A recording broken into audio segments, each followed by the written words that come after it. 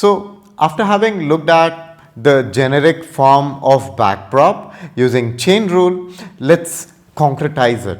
Let's come back to our linear layer, which as we discussed, we also call it as the fully connected layer or the linear layer, right? So let's again look at the F prop, the reason why we call it fully connected, and the back prop. And trust me, it's really simple and it's very interesting. What comes out is, I love it. So as you know, fully connected is just a matrix vector multiplication. We say that we have an input of 5 dimensions, a vector of 5 dimensions, and we want to go from this 5 to 4 because our outputs are 4 dimension, and we essentially have a weight matrix which takes us from this 5 dimensional input to a 4 dimensional output. Yes. So what we are doing is we are saying, okay, we have our vector n, right? So this is our input n, and n, what is the dimension? N is 5 cross 1, and then we have our weight matrix. Our weight matrix is of size 4 cross 5, and that gives us a 4 cross 1 vector m. Yeah. Now, what I want us to understand is how each element of the output vector m is created using the elements of n. Yeah. So why do we call it fully connected? We call it fully connected because to compute any element, let's say the first element of our output vector m, we use all elements of our input vector n. So we have these 5 elements, right? What we do is we do a dot product with the row, and you know we have 5 elements in each of the rows, and we have exactly 4 rows, 1, 2, 3 and 4. Yeah. So what we do is we take the first row. So let's say we take this first row. Yeah, and then what we do a dot product. So this has exactly 5 elements, and our n also has 5 elements. So this row has 5 elements, our vector n has 5 elements, and we do a dot product, and that gets us this first element. Similarly, for the second element, we take the second row.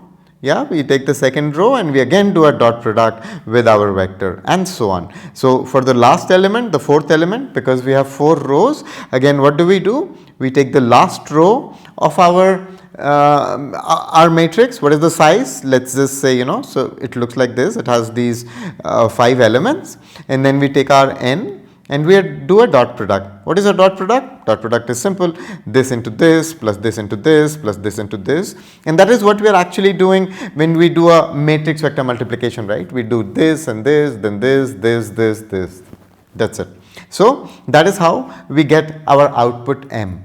And why do we call it fully connected? Because you can think of this as a weighing operation, right? What we are doing is we are essentially just weighing all the input elements, all the components of our input vector with the first row, with any row of the matrix. So the rows of the matrix essentially are the weights, right? How much do we want the first component, how much do we want the second component, and so on, to create elements of the output vector. So in essence, it's very simple, and what I want to do is I want to write it down, because this is something that we will use to create the backprop, right? So what I want you to remember is the equations, right? So if you were to write it down, as we saw, your m1 would be n1 w11, n2 w12, all the way to n5 w15, because what did we say? We are doing dot product. So m1 is essentially a dot product, right? So we can call it n dot, let's say we call it row 1, right? Row 1. So it's essentially this dot product, right? And sometimes we also write it like this. So your m1 is a scalar, right? It's just a single number, and it's a dot product of your row and your input vector n, and the size of the row is exactly the same size as your input vector n. Yeah, but what I want us to know is, and what is the formula for this? Well, n is a vector, so we are saying, okay, n1 r1 plus n2 r2 all the way to n5 R5, where R5 is essentially this and R1 is essentially this.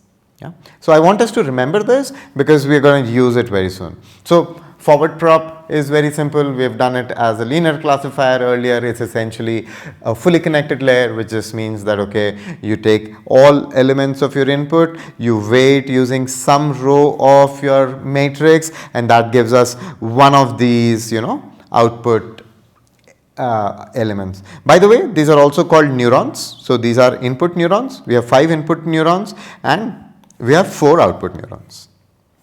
Okay. All right. And why fully connected? We just answered it because each element of output depends on all elements of input, right? So see, we have all these elements of the input. We are weighing it using the first row of the matrix to create this output element. So it's fully connected because each neuron in the output is connected to all neurons in the input. Yeah, so it's fully connected. Straightforward.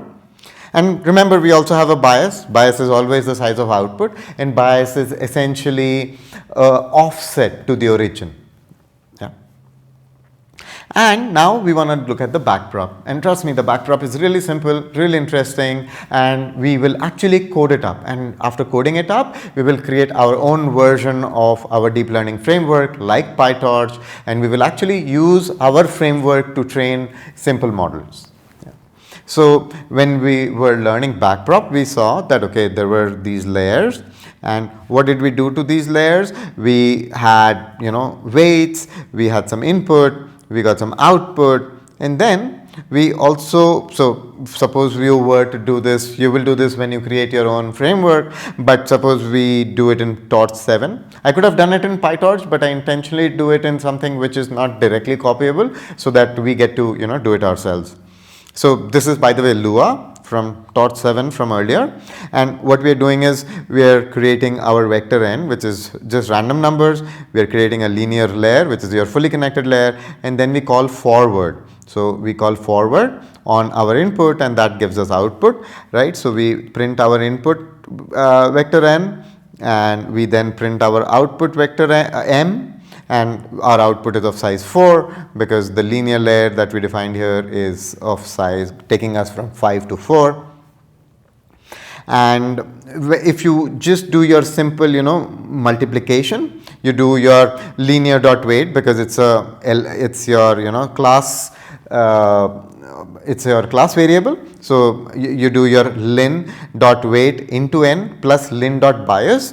You get exactly the same as you get if you were to, so this is doing it manually. This is what we will code up, and this is just using the framework.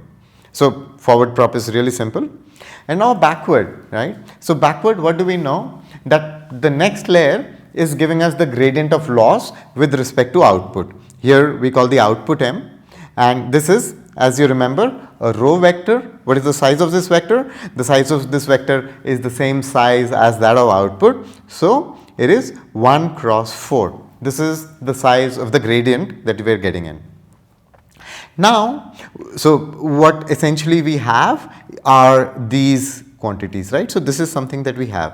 What we have to compute is this dou m by dou w and dou m by dou n, because if we compute these, then we are able to do the two operations that we are interested in. We are interested in computing the dou l by dou w, which is the derivative of loss with respect to the weights, because if we have this, then we are able to update our weights.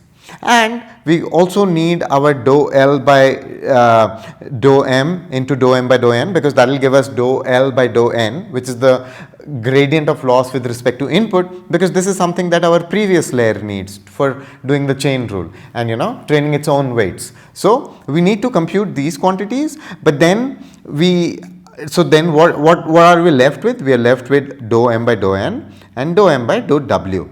And now what are these? These are Jacobians, because it's vector by vector, right? That is how I remember. So it's the derivative of output with respect to input, and we know we can do this because the output depends on input, and also we are able to do the derivative of output with respect to weights, because the output also depends on the weights. Yeah, and you remember those simple equations that we had written earlier? We are going to use those. which equations? M1 equals N1 into R1 plus N2 into R2 into, all of that. So we'll do that in a bit. We'll write it down and then later we will code it up. And it is only when you code it up, it will really get clear for you. So you work with your TA, you submit your assignments, and then, your TA will help you walk you over it or whatever is needed, but this is really important for us to do. So as we said, okay, this is a row vector of size 1 cross 4. So this quantity and this quantity, and we have our derivative of output with respect to input. This is a Jacobian of size 4 cross 5, 4 rows, 5 columns, and similarly, because we have 20 elements in our weights, our Jacobian here is of size 4 cross 20. Okay, and we will just see how it is.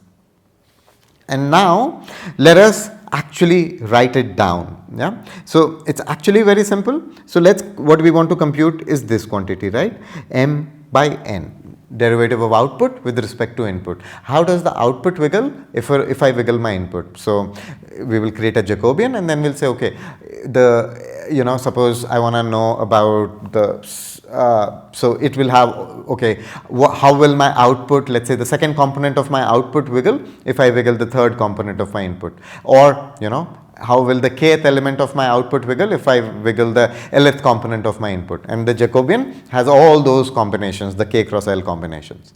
So let's write it down. We know our M1 is equal to W11 into N1 dot dot dot W15 into N5. Similarly, M2 is, so now we have the second row, W21 into N1 all the way to W25 into N5. And finally, our M4 is what? It's W41 N1 all the way to W45 N5. And remember, we have our weight matrix. Our weight matrix is what? W11 all the way to W15. The first index is always row, and then we say, okay, W41 all the way to W45, and this is our N. N is 4 cross 1 N, and this is our W, and this is what we have written, and when we do this we get our M. So we've just written it down, and now we are interested in computing, let's say, the derivative of M with respect to N. So what does it mean? We have to what do we have to do? We have to create our Jacobian. Yeah, and remember what our Jacobian looks like. So we are writing the Jacobian here. The Jacobian is very simple. It has again 4 rows and 5 columns. So 4 rows corresponding to the 4 outputs. So we have dou M1 by, so we have dou M1 by dou N1, dou M1 by dou N2 all the way to dou M1 by dou N5, and on rows we finally have dou M4 by dou N1 all the way to dou M4 by dou N5, and this is what we want to calculate. So let's look at M1 by N1, dou M1 by N1. So what we want to do is we want to differentiate this dou M1 by dou N1. What will we get? We have N1 only in the first term, right? Because nothing else has the N1. And when we differentiate, so what I'm saying is my first element dou M1 by dou N1 actually happens to be just W11. Why? Because we're just differentiating W11 N1, so it's like XC divided by X, so we just get the C, the constant component. It's like high school mathematics. Similarly, now let's do dou M1 by dou N2. So dou M1 by dou N2, what will happen? Only the second term remains, everything else becomes 0 because everything else is constant as in relation to N2. And what is the constant part which is next to N2? It is W12, so on W15, right? Similarly, if I were to differentiate dou M4, so for the last row, right, you remember this row, so the quantities that I want are dou M4 by dou N1 and so on. So let's differentiate dou m4 by dou n1. Again, you see this goes and everything else goes because everything else will happen to be 0 because everything else is a constant when we differentiate it with respect to n1. So for the last row, what do I get? I get w41. Now suppose I were to differentiate it with n2, then I get only the second term, like the constant from the second term because everything else is 0. What is the second term? 42 and so on to w. So essentially you see what I did. I got w45 in the end, and so this is my Jacobian matrix, and here I mean I'll just rub it a little bit, and this is exactly what I wanted to write, right? See, it's so interesting that we actually, when we create the Jacobian, when we differentiate the output with respect to input, we actually get the weight matrix back. Yeah. And now I'll again, rub this thing a little bit. Why? Because I want to show you like code. So I think we have this. It's very simple. We created one of the Jacobians, and this Jacobian happened to be with the weight itself. So the Jacobian that we computed for the derivative of output with respect to input happened to just be W. So math is fun. Yeah? So I'm going to rub it because I want to show you code now. And what do I want to show you in code is, let's see what we do. So what I'm saying is, okay, let's assume that the gradients that is coming in from the next layer is of size 4, and let's just use, torch to backward it, and then I'm looking at the gradients at my input, and this vector happens to be the gradient at input. What I'm also doing is, I'm still taking the next grad, which is basically coming in from the next layer, and then I'm multiplying it with the weights. Right, and look what I got. Yeah, so exactly the same vector as this, which means that if we just multiply, so we can consider the weight to be the Jacobian, and when we multiply it with the weights, we get the gradients that we need for the previous layer. So much fun. And now I also recommend you to compute, this by hand. I'll just do it a little bit, but I want you to do it as an exercise. Yeah. So what I want you to do is also compute dou m by dou w, and this is also very simple because what do we know? We know that your m1 is w11 n1 plus w12 n2 dot dot dot plus w15 n5. Similarly, dot dot m4 is w41 n1 plus w42 n2 all the way to w45 into n5. And now instead of differentiating with respect to n, we need to differentiate it with respect to w, right? So let's differentiate the first one, and let's first look at what the Jacobian looks like, right? So Jacobian, we are differentiating with respect to w, so it has 4 rows and 20 columns because w has 20 elements. So we have dou m1, so the whole row will remain dou m1, and last one will be dou m4, and the whole row will remain dou m4, but will become w11 all the way to w45, so 20 elements, right? Similarly, w11 and all the way to w45, 20 elements, so w11, w12, w13 and so on. But each row has 20 elements, and we have each column which has 4 elements. So now let's compute, let's say, this very first element, right? So dou m1 by dou w11, dou m1 by dou w11. So what happens? Everything else is constant, and w11 only occurs in the first term, so everything else goes to 0, and the first term, what does it become? It becomes n1. So I will write the Jacobian that we are getting maybe here, right? So let's find some space here. So what did we get? We got n1. Now what is the second term? It's dou m1 by dou w12. Now if we differentiate it with respect to w12, everything else is 0, right, except for this term where it becomes n2.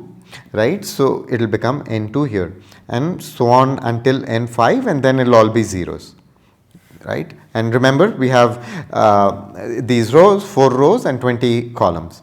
Similarly, if you do the second one, so let's do, the second row. So second row, what do we get? we have to again differentiate it with respect to W11 and M2. With W11, you'll see that we get a block diagonal matrix, right? Because we'll have elements only in a block sense over the diagonal. And I really recommend you write this whole thing, because anyways you'll have to code it. And if you code it, you can write it as code in this for loop sense. And then when you do this, you will see that you essentially, it's your input elements arranged in this matrix. And there's this other trick on how to optimize it. We don't need to create this giant matrix where we store a lot of zeros, right? There's a way to do it more efficiently, because all we need to store is the input n. And this is essentially what your matrix is. It's just your input arranged in your Jacobian matrix with zeros padding it on the both sides and only having elements on the input.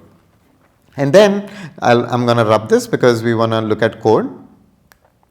So if you now look at the code that we've written here, I just want to show you that yeah, it does match. It is actually what we actually discussed. So we again assume that the gradients coming in from the next layer is next grad. We do the backward, and then we also look at the gradient grad weights, right? So we look at the class element grad weight, the element of the object lin, because we will define this object lin of class linear earlier. And look what happens here. So these are these 20 elements, because our weight has 20 elements. So our derivative of loss with respect to weight should also have 20 elements, because then we are able to, update our weights. So we have 20 elements here, but this is where it is fun, right? Because we are computing this Jacobian here, and what I'm doing is I'm just multiplying our next grad with this Jacobian that we have created, and look, we get exactly the same. Look at any element here, the last element for that matter, it's exactly the same. And this will really get clear, trust me, when you actually code it up. But the message here is that, you do the forward, you do the backward, and the backward we did it analytically. We will also learn how to test if what we implemented is right by doing this finite element business, and that's next we're gonna learn in the next video.